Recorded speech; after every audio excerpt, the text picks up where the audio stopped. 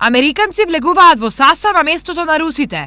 Најголемиот рудник за олово и цинк кај Македонска каменица за 1 до 2 месеци најверојатно ќе има нови сопственици. Станува збор за компанијата Linex Европа со седиште во Скопје, која е фирма ќерка на Американскиот инвестициски фонд. Според упатени лица од оваа сфера, владата на 13 овој месец донела одлука со која дава согласност за пренос на удели во Саса од Solvay Industries на Linex Европа.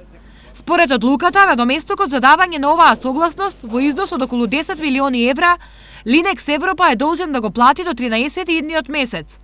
Оваа сума е 7% од проценетата вредност на рудникот, а доколку истата се уплати навреме, се отвора можноста да се изврши промена на сопственичката структура. Инаку, Бирото за судски вештачења ја има проценето Саса на 144 милиони евра, иако некои поранешни информации говореа за вредност на овој рудник заокружена на 200 милиони евра.